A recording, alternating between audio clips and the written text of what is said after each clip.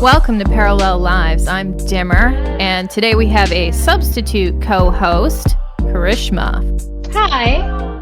And we're going to be talking today with Hillary from Boston. Hi, guys. About hobbies. Woo. Yeah. Just how that whole concept can intersect with MD. Because I feel like people tell you like that's sort of one of the things they go to. Oh, you should write it down. You should do this. You should do that. Oh my god, every time. Yeah. Like a big part of the advice boils down to get a hobby and you'll be cured. Oh my god, if only. Like, I have 20 hobbies. I would have been cured by now. 20 times over. Yeah, I have a bunch of hobbies too. I also have this very unfortunate habit of like putting a lot of money into this new hobby, but then never ever doing it. So it just kind of like, yeah. I bought like this is kind of sad, but I bought this really expensive membership to this like rock climbing gym in town. I was like, I'm gonna go every week, and then it's been like a year, and I've only gone twice. I mean, that exact same thing happened to me. I feel like I used to go like twice a week for like, I think 5-6 weeks, and then nothing. Zilch. And after a year, after I moved out of the country, I was like, okay, I guess I better cancel now. Right. Yeah, I just lose interest in things. Like I don't really buy memberships to stuff, but I'll buy everything I need for resin jewelry or like upcycling old toys or crocheting. Yeah, I can crochet. I can draw. I can sew. Like I have a big sewing machine, and I can like make little quilts and stuff. I mean, part of the problem is like with hobbies take commitment and like the initial setup stuff, which like, with money and things like that. And maladaptive daydreaming is right here, right? It's accessible. All this other stuff you need to drive to, you need to sit down and do. Like it's not like a valid substitute, really. I guess I have like a series of hobbies that I kind of cycle through at the moment. So it's kind of like a round like circle of like I don't know. I don't do anything consistently like week by week, but like I've done things where like I went to yoga for like a month. I ran for a month. I'm not like doing it every single day. Right. Like, do you find yourself coming back to old hobbies though? Like, do you find yourself coming back to the same exercise over and over again? I do, yeah. Like sometimes I did yoga for a while and then I stopped and then I did yoga again and I'm trying to get back into that now. I did running a lot when I was younger, so I'm also trying to because there was like a big like cross country community here. Right. So I feel like having like a community will sort of stop the MD and well not stop the MD, but like it'll help the MD. So you'll kind of be distracted from the social. I mean, I was actually about to ask about that. Like, does it like come like do you peak in hobbies while you're kind of lulling your MD? Like, do they have any correlation or anything?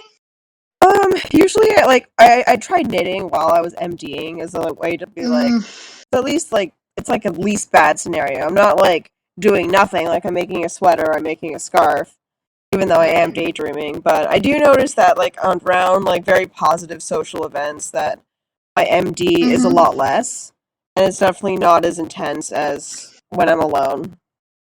Right. So like social hobbies help with that.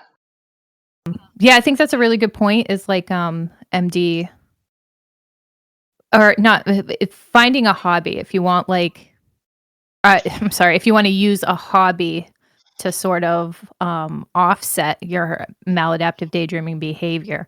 I think the best hobbies, personally, are ones that can engage you socially. I mean, yeah, like I agree with that because like I feel like when I'm dancing, like social dancing, like salsa or rumba or something, when I go to those classes, like I enjoy it, and I think the urge does go down a little because it sucks my energy up a little bit, but it also is social, so I can't like daydream while I'm doing the activity.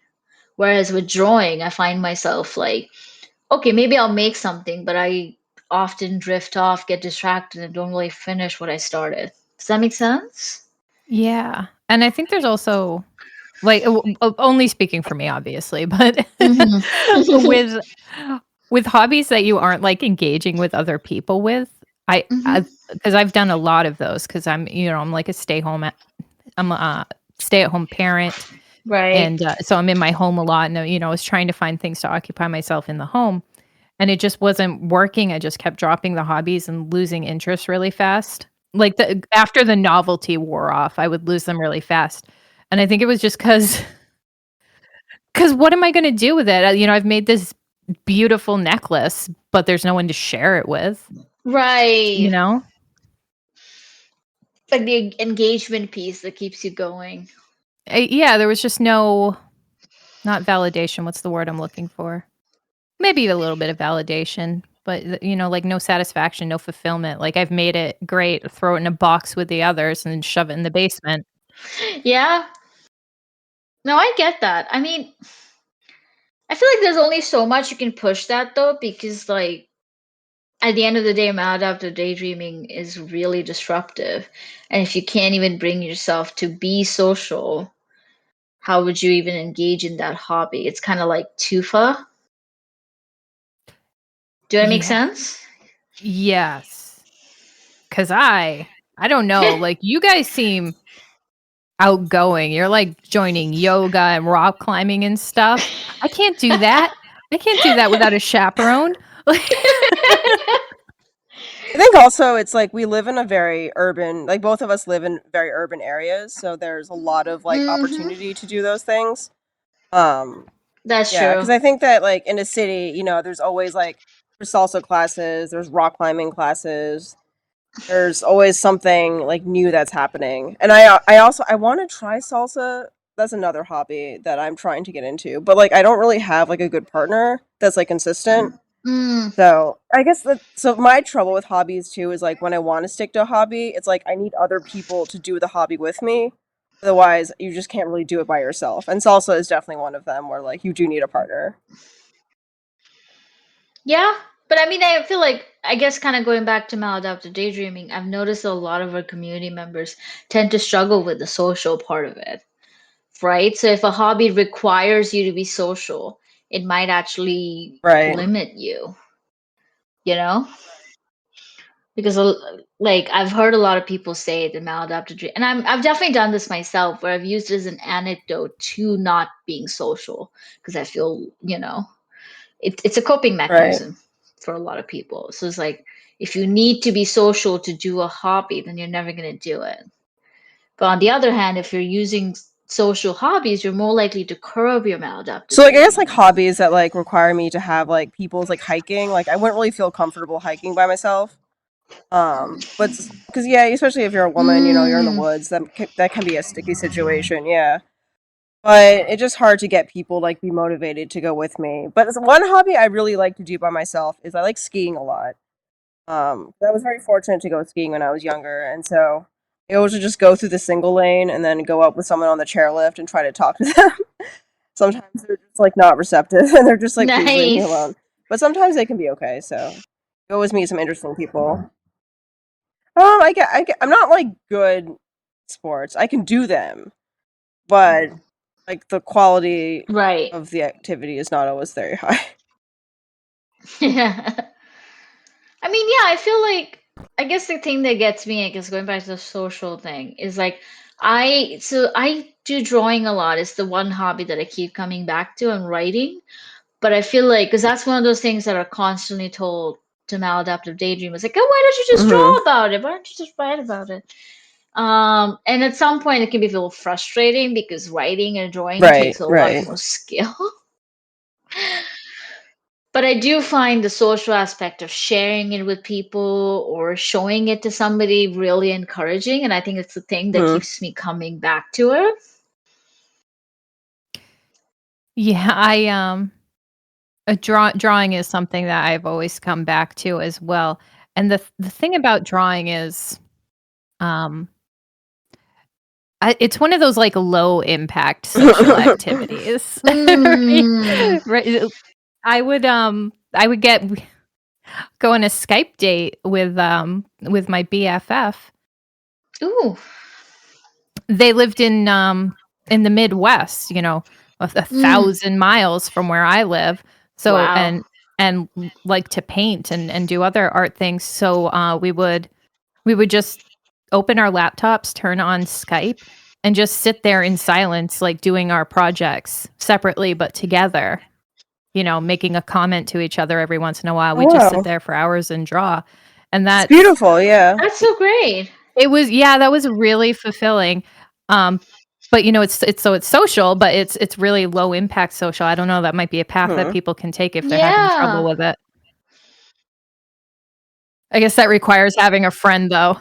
But I mean, there were like social circles online, right? There were like strangers do it together.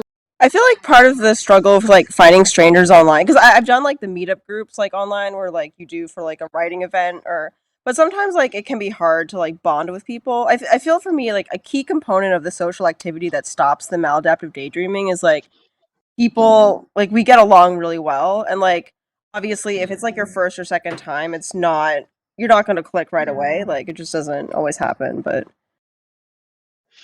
I mean, the one that like really helped me was like basically board games, like lots of board game groups, because like board gaming can in itself become a really serious hobby if you're not careful. um Talk to anybody who likes like you has like opinions about America trash versus European games. um so like, but that's a very social thing. You can't, there's very few board right. games you can just play alone. It necessitates interaction, and that can be a good way to get out of your head. Yeah, if you're not going to be social though, like if you can't or if you just don't want to be, Mm-hmm. like the hobby that you have, I think that's the hardest part is finding one that you can do, Mhm. like art for the sake of art, or Right. and you got to Yeah. have a passion for it, and like it can be hard for people to find their passions, especially when they feel like their passions are squashed by, like, they don't even know themselves because they're always daydreaming about something else. Mm. I mean, but I think part of the problem is that when we pick up a new hobby, and I think this is everybody mostly, but I'm sure people with maladaptive daydreaming are probably more prone to it because we already feel kind of isolated and a little down on ourselves, is that we expect ourselves to be good right away. Right. It's like the intense perfectionism. If I can't do it perfectly, I don't want to do it at all. Hmm. Right. And getting out of that headspace can be challenging. Because when you first do something, I always call it like any new hobby, like the first 6 months is just the suck, where it's like you do it so badly and you know you're doing it badly, but you kind of have to like push through it to like do better. Right. We always say on this podcast that sucking is just the first step to being kind of good. Yeah. That's a great, yeah, I like that. I like that. You have to do it 100%. wrong before you do it right, right? Like it's not, no one gets it right away. And you're just setting yourself up for failure if you expect that. Hmm. Like, I think as a kid, I was a lot more like prone to it, right? Because no, you didn't feel less judged. You're just a kid, you don't know anything. But now as an adult, I find myself kind of more falling into the perfectionist tendencies. I feel like as an adult, you're more like self-aware and more aware of like how other people respond to you. Versus as you're a Mm, kid, you're like, I don't care if I'm doing this wrong. I'm having fun. But like as an adult, that would be crippling. yeah. I feel like it's the opposite. I feel like Really? yeah. Really? Oh wow. I feel like as a kid, I definitely wanted, to fit in and not be seen as uncool by my peers. But as an Mm. adult, I'm like, I am tired, and this is the only thing that brings me joy. You can fuck right off. You're so wise. I'm just old. I feel like I matured backwards. Like I regressed in a way. I mean, I think it's mostly just like, for me, a part of it is that a lot of the hobbies that I've kept up with, I have become decently good, which makes Hmm. it really hard to get into anything new because now I'm kind of not used to the suck part of those things. You know what I mean? I had a thought, Mm-hmm. and I wrote it down so that I would remember it, but I can't remember what it was attached to. So this will be fun. It'll be fun. Let's try to segue into this. So, so I feel like we were kind of talking a lot about hobbies as a way to sort of reduce maladaptive daydreaming. Hmm. But there is, at least for some people, some wisdom in, why don't you write it down so that you Mm, can use your maladaptive daydreaming in concert with your hobbies to make them mm. both good. I have never been able to do that.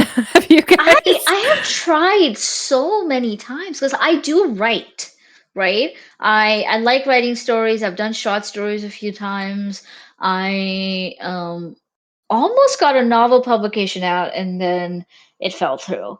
Oh no. So I know it made me so sad. I think they got it to the publisher and then the publisher liked it and then they were like, actually, no, it doesn't fit market trends. Like, damn it. Yeah.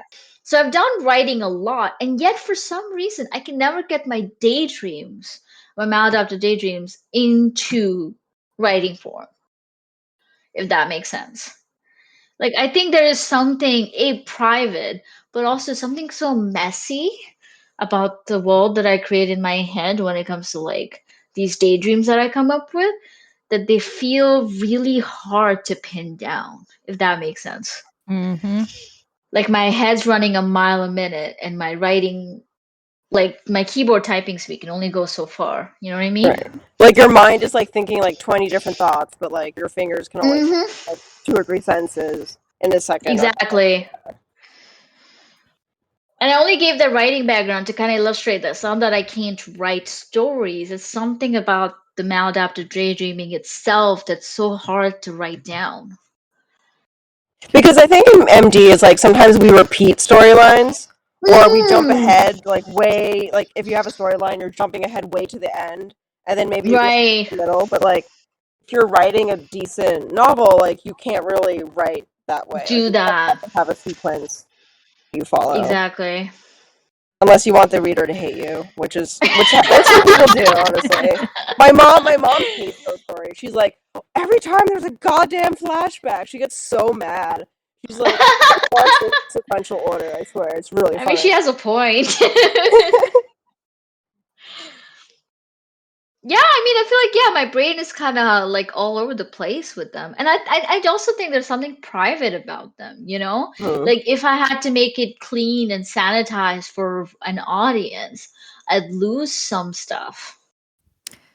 That's how I've always felt about it too. Because I mean, I'm not like almost got a novel published writer, but I've written some stuff, and I Yeah, think I'm fairly good at it, and I I'm can sure. draw a bit, Hmm. but it doesn't matter how good the drawing is. It never actually looks like them. And it doesn't matter how well you write it. There's so much you sacrifice to make it readable that it's not the story you're trying to tell anymore. Right. What's, Hmm.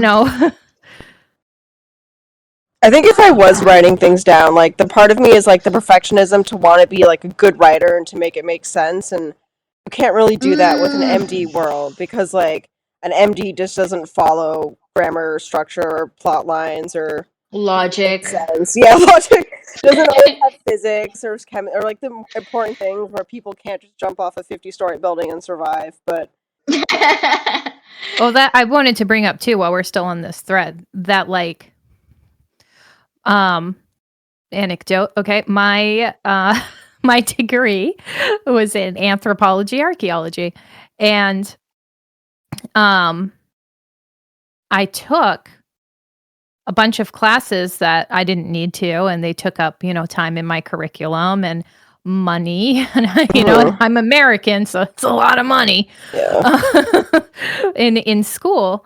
um just taking all these classes, all these writing courses that I didn't need because um because I felt like that was, I don't know, I don't even know what I felt like, that I would be able to acquire the skill to Hmm. get it to write it down, and that I wanted to write it down and stuff, and it took me, you know several years and thousands of dollars and all Mm-hmm. this spent emotional and Yeah. resources just to figure out that I don't give that much of a crap about writing. Yeah, fair.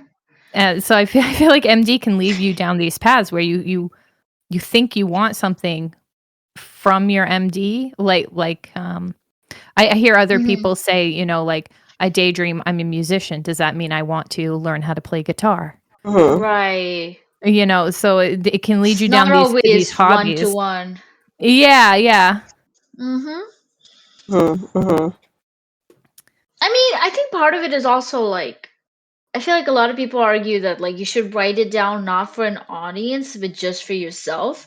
But at that point, my brain is like, well, why would I write it down at all then? It's already private and to me. Why Right. put in all this work to just have it personal, you know? I mean, my policy is writing is never a wasted exercise. Fair enough. Yeah, you're practicing a bunch of different skills, language and penmanship, and just connecting dots and synapses in your brain or whatever. Mhm. Yeah. Like, yeah. If you feel the urge to write, just do it. Then No, burn that's a it. good Who cares? point. I mean, I That don't is want a to really good discourage point. people from writing. That is a very good point. True. Like, just the act of writing itself might then make you competent in other things. Yeah, but I think like because sometimes like I'll hear someone who knows I have MD who doesn't, and then they'll be like, "Why Mm-hmm. can't you just get a job like writing for a TV show?" And I'm like, "It has to make sense though," which is the key point. Because sometimes the plotline doesn't Right. always make sense. Also, it's a very hard job to get into, so I mean, it's a very first of all, structured job. Like you really don't have that creative space. Like they kind of give like the producer gives you a plot, and you sort of put the dialogue in. right, you don't just get to write whatever. Yeah, you don't have that kind of creative freedom, Mm-hmm. especially not in the beginning. No. Yeah. Oh, it would make a great TV plot. Bitch, I gotta eat. Like I'm not gonna get a TV sitcom. Right? Oh Like, I need a boy. real job. Not I to need mention, there's like money 10 and million people food. applying for those jobs, like writing for TV or being a Right. producer. And it's not even that interesting. It's like Harry Potter fan fiction. Oh my god, imagine Harry Potter fan fiction on Grey's Anatomy and just like Daniel Radcliffe showing up and being like, "Hello." I can think of a bajillion animes that are like that, to be honest. But I mean, I guess so. I guess at that point, I think a lot because I've seen a lot of people be like, "Oh, what do I do with my mouth? How do I get better?" And a lot of people are like, "Oh, go do a hobby or go write it down." And I've always seen this question come back is like, "Well, why bother?" Mm-hmm. I have this coping mechanism. It's working. Why bother with having hobbies or trying to pursue things? Mm-hmm. And I never know what to answer to that. Oh, yeah. People who see MD as the hobby, Mm-hmm. sort of. Yeah. But like they admit that it's destructive and yet they kind of consider it a hobby rather than just, something to kind of get out of. It's funny because I And I never know. even as a child, I never saw MD as a hobby. I always saw it like a security blanket, and I'm like, well, I'm Yeah. MD now, but like when I grow up, I'm gonna get my own money, I'm gonna get my own apartment. I'm never gonna MD again, just for now, right? Then of course you grow up, You you have wish. a family, you have like your space, you have like a good job, or you have you have a great husband. You're still MDing, and it's like, oh shit. It's almost like there's something else going on here. Yeah. Yeah. I guess what can you say to those people besides like YOLO? Go for it if that's what you want. Yeah, Like I you guess can't that stop makes you someone. happy. Yeah, you can't stop someone from fucking up their own life if they want to. But I think the core of the question is really just why would I put this effort if it's never going to get me anything? And it's like, I think it's kind of coming from the premise of I can't, so I won't. I think part of our culture, especially like in America, is like we have this thing that if you have a hobby, you have to be amazing at it. Like you're either earning a ton of money or you're so perfect at like you're Or performing you have in an front of Etsy store or audiences. something. Right. And it's like sometimes it's okay to be mediocre. Like it's okay to just be average. Right. you don't have to be amazing at every single thing you do. And I feel like a lot of people don't do hobbies because it's like, oh, like I'm just not good at like yoga. I'm just not good at programming. I'm just not good at this. Like you don't have to be good. Like it's okay to be bad at something. Yeah, I think that reminder can probably go a long way because even I struggle with that a lot. And it's not like I'm lacking in hobbies. It's really just this compulsion to be like, well, maladaptive daydreaming is easier because I don't need to be perfect at it. Hmm. But no, you don't need to be perfect at that other thing either. Hmm. Because like no one's like seeing you MD and like judging you in a way. Like people can definitely like look at someone if they run or if they do salsa and be like, oh, I don't know if that's like right, but your MD is like private, like unto you. Right.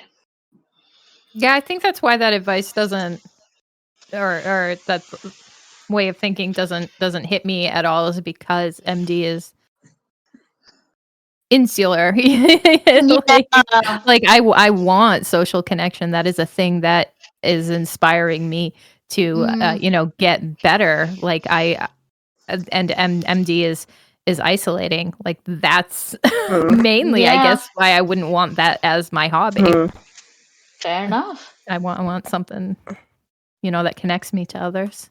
I find that much more satisfying is um Oh, in 100%. doing anything, is being connected to others. And with MD, you can't really be that way unless you happen to be an artist who is successful at translating their daydreams into art.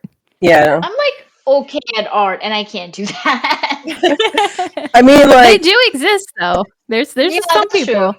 it's really hard to make a living as an artist.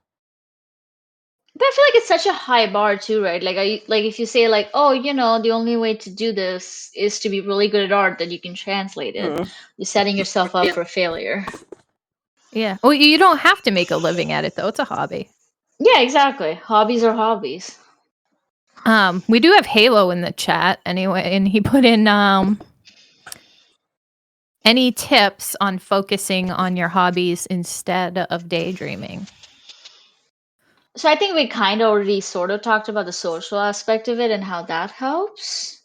That's definitely the major factor that helps me the Hmm. most. Mm-hmm.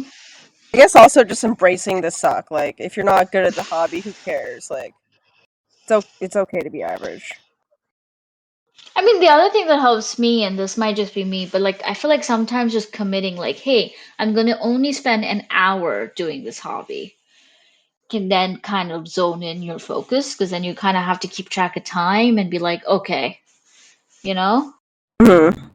Like have like a Yeah. fixed like 9 to 10 or something that's like in stone. Right. Like I find myself daydreaming off into while I was like I'm going back to drawing mostly because that's the most consistent hobby I have right now. And also easy to daydream while you do.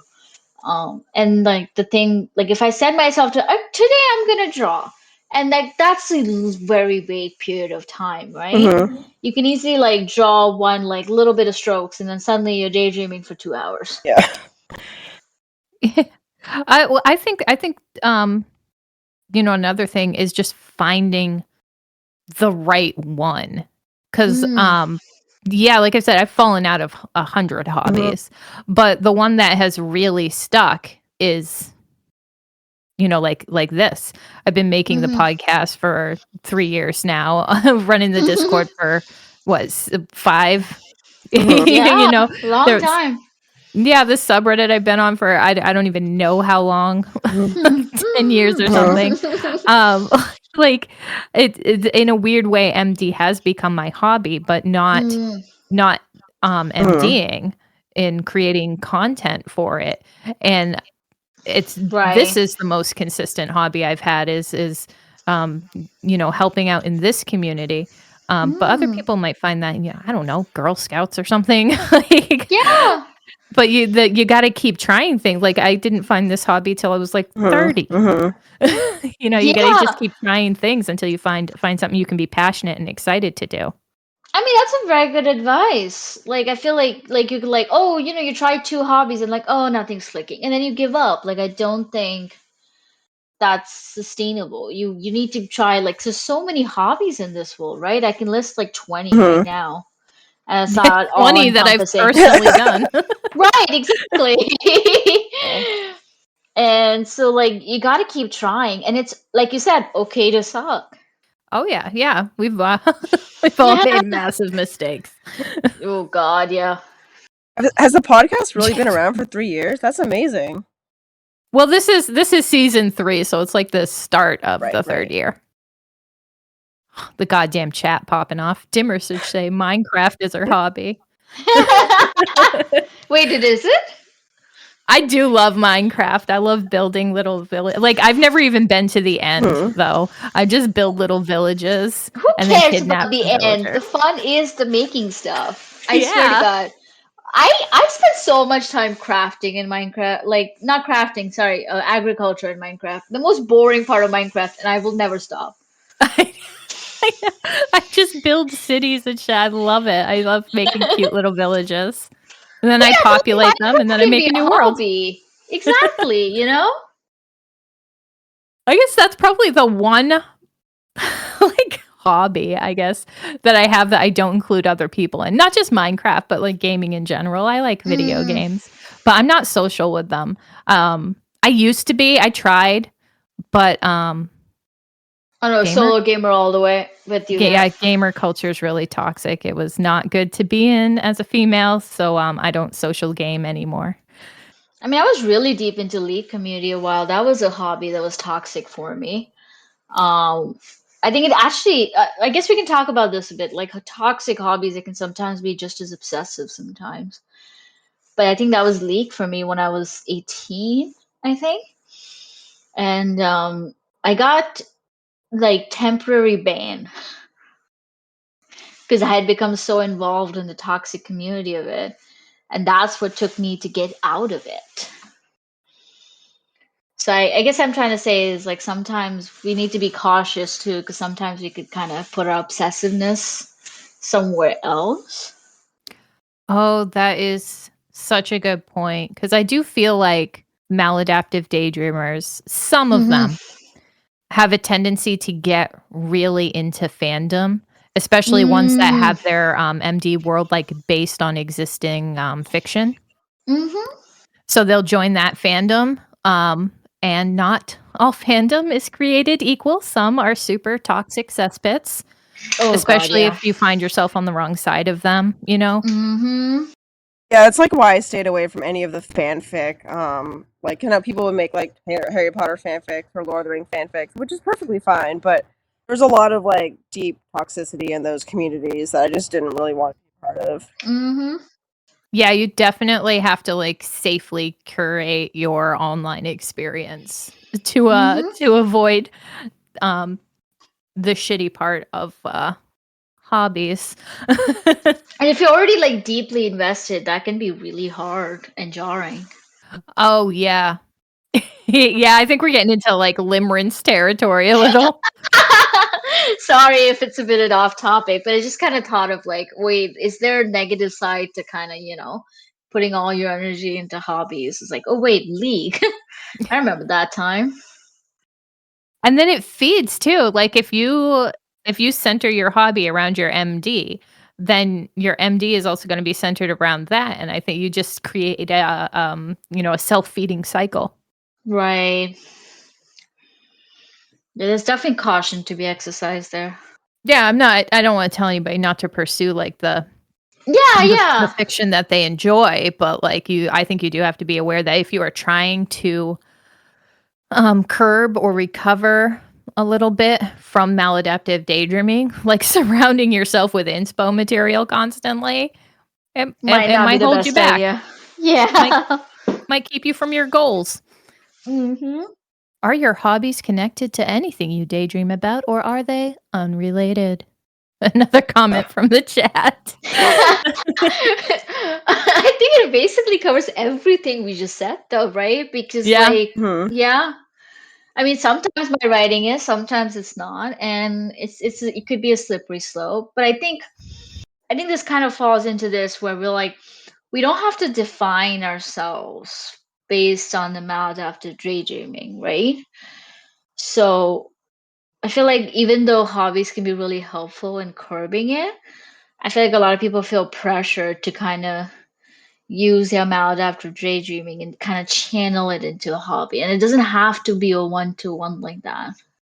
I feel that way too. I feel like, and I think it happens because people are afraid of what losing it might mean, that they will lose part of themselves, Mm, lose their creative side. We hear that a lot. right. Um, so they instead of they feel that is enticing to people is channeling it, Hmm. into a hobby Right, or right. something, because based in the fear of losing it. And I don't know. I don't think you have to be afraid of that.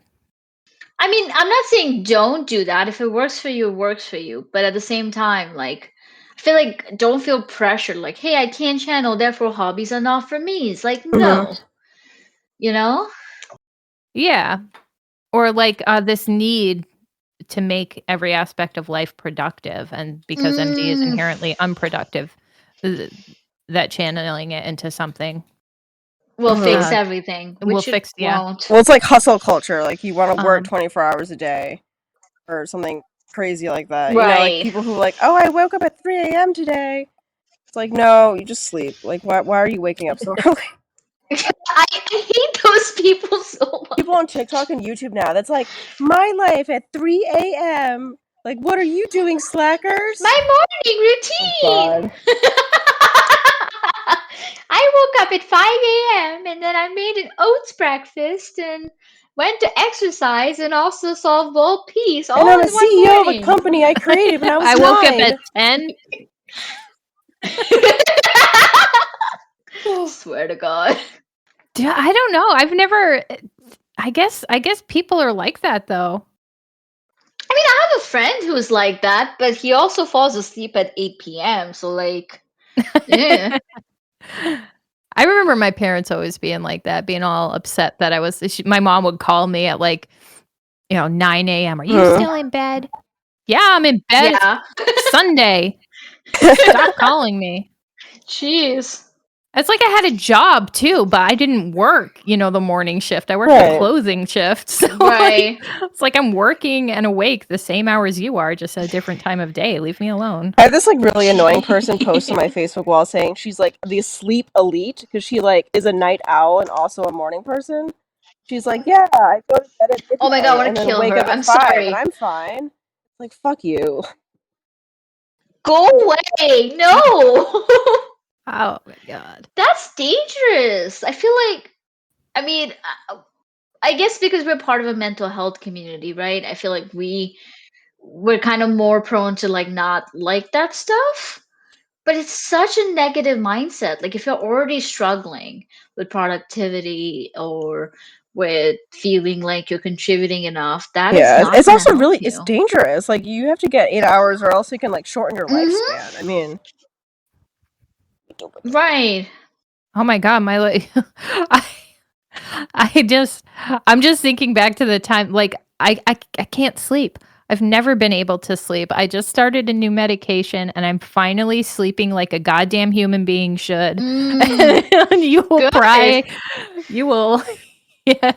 I If I ever have to wake up before 8 a.m. again, no. I'm not you should sleep I'm in. not going Everyone should to. sleep in. Sleeping in is good for you. Yeah, I mean, I have started sleeping early and waking up early, but I still get my, 8 hours like a Mhm. normal person. Yeah, I mean that's like it's what you need for your body. Like you need to sleep. Like you need to refresh and Hmm. ugh.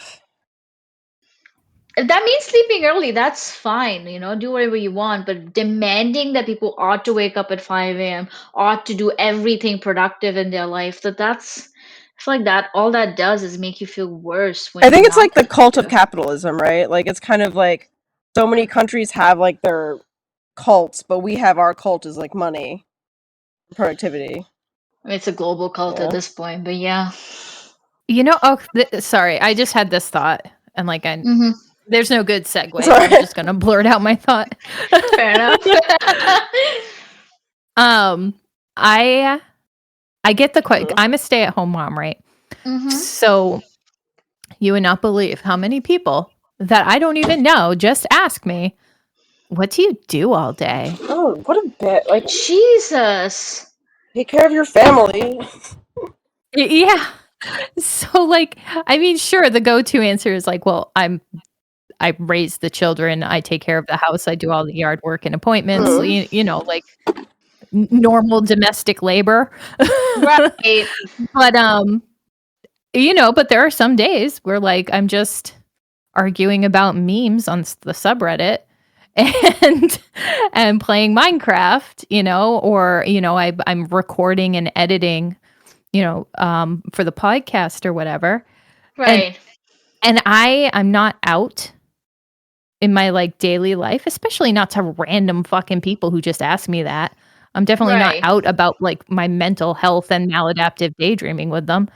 So I don't have an answer and I get that blank stare at them like video games like no, I've been doing stuff all day. I've been editing, but this isn't something I can share. Mm. And that just made me think of like maladaptive daydreamers where if like when people ask a maladaptive daydreamer that, you know, they Mm. lie or they just say nothing, you know. Right. It's because it's not, these aren't things that you can share. And this is, you know, I just said that like that like my hobby, the social aspect of my like MD content creation hobby is something Mhm. that's really fulfilling to me. Um, Right. but I mean, there is sort of an aspect of it that I can't share like in the real world. Mm. And that is a bit damaging. I mean, I maybe this is a little controversial, but I feel like we don't always owe people explanations. You know what I mean? Like, first of all, that's a very rude thing to Yeah. ask. Mm. What do you do all day? I It's so don't know. condescending Like too. my life. It's like taking care of a family is a lot of work. It is a ton of work. Hmm. But I mean, going out of like the like that aspect, there's like a whole other segment to that. You know, misogyny and all that. But I feel like I I'm trying to kind of, I guess, explain that like a lot of times I am struggling to be productive.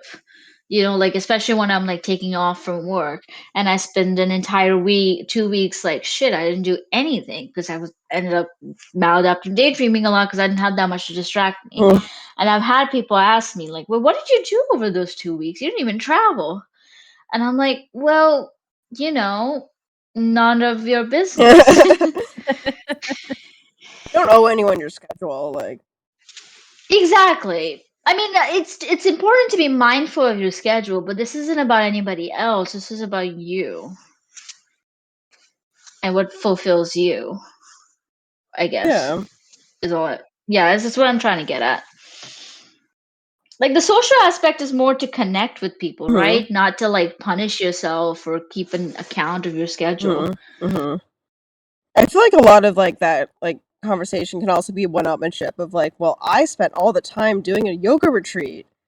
Like, good for you. Good for you, Yeah. Sarah. Like, no one cares.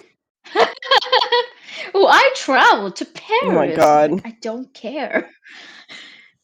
I mean, I guess it kind of goes back to like the main topic is really just the hobbies that you pick up. Like, yeah, they will help with reduce maladaptive daydreaming, or they might bring social aspects to your life, or they might give you an outlet. But at the end of the day, they're for you. They're not to prove other people that you can be productive. Mm-hmm. Yeah, absolutely. At least that's how I think of it. Are there people out there who just don't have any hobbies?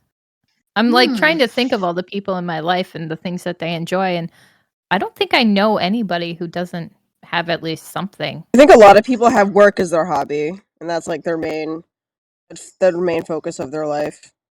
I've had people tell me online that they don't have a hobby, but these are like one-off interactions.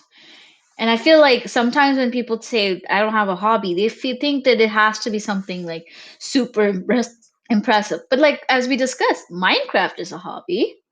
Yeah, when I was just flipping through the mental Rolodex of my friends, I was like, okay, D&D, cosplay, D&D, Magic. I'm friends with a lot of nerds. Magic the Fair enough. Gathering. I mean, we're here. And that's all hobbies, right? D&D takes work. Takes creativity. It takes storytelling. Not that I know, because no one ever invites me. I know Well, everyone I know is in like a D&D group. I'm the only one, and no one's ever invited me. oof. I know. I'm gonna have words. Well, if they've already started the campaign, that campaign could take like 2 years. I'm still running a campaign that's been going on since before the pandemic. No, not you too. I'm not in a Dungeons Sorry. Dragon group, Dimmer, so I'm safe. Yeah, we'll make our own. We don't need you. Oof, what have I done? Hey, if I want to be a part of a group and I don't have to DM, I'd be happy. Yeah, I know, right? I was just thinking, oh, Janet's gonna have to DM. I'm too lazy. But I mean, again, like that's creative, right? That's a hobby. I feel like a lot of people have a lot of Hmm. baggage around what counts as a hobby. Like you said, upmanship. You know, traveling is a hobby, but not video games. Like Yeah, it's no. like if you try to say you watch Netflix, people are like, okay, but if you're like, I play video games, people look at you kind of weird. Mm, I used to visit graveyards. see, that's a hobby. Yeah, it was wonderful. I know it sounds weird, but it was great. Hmm. We'd bring little rocks and stuff Ooh, cute. to put on the because when you find like a Jewish grave, you're supposed to put rocks on it. So we'd always have a little pocket of pebbles just in case. And Oh, Nice. cute. I hope that I was doing. I'm sorry, Jewish people, if that is not how you're supposed to do. That's what we thought was appropriate, so we did it. And yeah, and pennies and stuff because you go to some graves have like coins on them, so we'd have pennies and things. Mm. It was just nice, just walk around graveyards. Graveyards are so pretty. Like, Man, I should do that again. None of the friends that like did that with me are around anymore. yeah, you might find other people who are doing it. Like, oh, you do that too? Yeah. It's like I've seen you here before. But yeah, no, so hobbies can be random and weird and not mean anything. You can just hang out in graveyards. Right. Hmm. I mean, just whatever helps you mentally, right? Like, I don't want to get too therapy, I guess, but like my therapist is always pointing out that like it's not really about other people, but it's about making you feel like, you know, you fulfilled your needs, like exploration, creativity. These are basic needs. They need to be met. And if you know, video games, like if making the perfect Stardew Valley map is your way of doing it, that's fine. Yeah, do like follow your bliss. Like do what makes you happy. Mm-hmm. Yeah, I mean, good advice in general, not even specifically tailored towards MD. No. I don't, do you think that hobbies in general have some sort of or can have some sort of relationship that is extra? You know, is sort of uniquely beneficial to the maladaptive daydreamer or not, or MDers are just like everybody else when it comes to how hobbies can interact with their lives. Well, I mean, it's hard to see definitively, right? Because that seems like it's getting into like, oh, we gotta research that. But I find that I feel like with a lot of hobbies, it's really important to kind of like I feel like it could really help people kind of get out of their own head. You know what I mean? Because I feel like I mean it's kind of in the name, but maladaptive daydreaming could be like could get you really stuck. And hobbies, whether they're video games or drawing or whatever it is, can help you kind of I guess I said it earlier, bring you down to earth. You know what I mean? Kind Mhm. of connect you to other people and to the world. And if you're prone to kind of not quite feeling connected to other people or to, you know, your present space, then hobbies can kind of bring you there. So I do think it would be theoretically more beneficial. I feel like I looked at this topic and like Mm-hmm. went into it with like, oh yeah, this is this is, definitely something that MDers should be extra like cognizant of. And like I'm walking away with with more of a, oh yeah, that's good for everybody. I mean, sure, but so is exercise. But like, Yeah. Hmm. Trying to think of a good closing thought because I feel like we're getting pretty close to the end here. Do you guys have final thoughts? Yeah, I guess like do what hobby makes you feel good and kind of gets you connected with other people, and hopefully you can have a hobby with like a good social environment and a healthy social dynamic. I mean, I guess the important thing is to just kind of take some of the pressure off. Like a hobby isn't going to fix you, or it's not going to solve all your problems or make you magically extremely productive. It's just one step in your toolbox. Yeah, I think that's so important because I feel like a lot of people just throw that out at MDers like, oh, write it down, draw it, do this, that, and like that's some sort of cure. And it's not. It's just another tool. Great. You want to do the outro? I don't remember. Okay. Yeah. We don't have a script. Oh God. Q does all our outros. I don't know what I'm doing. Thanks, everyone. Thanks. Bye. Thanks and bye. Let me try a little bit. Okay. Thanks everyone for joining. I was happy to step in for Q today. Please make sure to, like and Subscribe. follow. Ring the bell. Do we have a bell? I don't think so. I fucked that up so bad. It was beautiful. It was beautiful. It's staying in. We publish on the 1st and 15th of every month. We are on YouTube, Spotify, Apple, Google, all of that. Thank you, Hillary, for coming on. And we'll see you next time. Yeah. Yay. Don't worry, Q's alive. He's coming back, probably. I just realized I didn't tell anybody that Q was like, okay, but he's fine. I feel like it was kind of implied because it's not like, oh, we're replacing you. No, you're just stepping in for one episode.